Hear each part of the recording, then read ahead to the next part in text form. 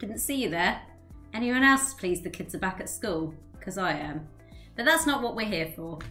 I'm here today for another 2-minute tutorial. And today I want to show you how you can export a PowerPoint or a Word document into a PDF. So if you ever send a PowerPoint or a Word document to a colleague or maybe even a customer, which is even worse, and it doesn't even look like the one that you sent to them when they actually open it. The formatting's all over the place, it's the wrong font, and it just doesn't look very professional. Well, exporting to a PDF can completely change that and makes all your work look more polished, more professional, and it's much easier to send in email. So let's see if I can beat the 2 minutes today. Let's go.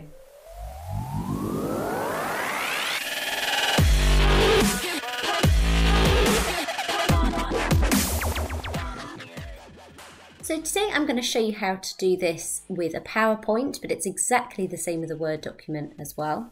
So as you can see, I've got my PowerPoint presentation all ready to go. Here's one I made earlier, Blue Peter style.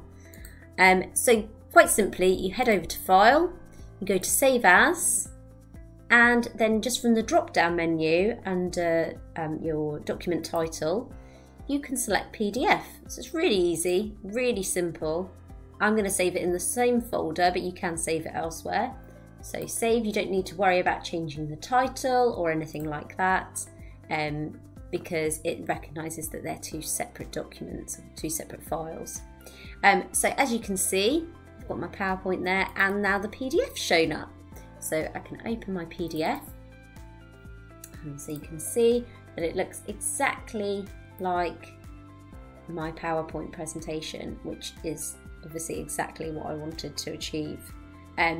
Also, something I made earlier is the benefits of doing this. So it means that your files are protected, they can't be edited by recipients.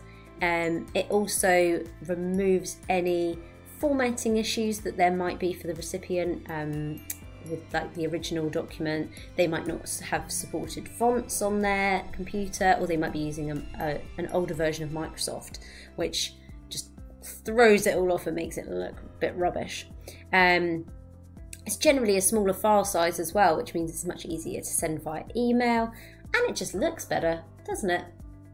I'm also just going to show you one last thing, which is if you want to make a change to the document, you have to do it in the original. So I want to remove this slide, I think. We've done the benefits now, so I can get rid of that. You go back to File and to Save As, and you do the exact same thing again. Now you can either change the document name if you want two different PDFs, but if you just want the original one changed, you click Save. And as you can see, it comes up with the fact that it already exists. Yes, I do want to replace the existing file.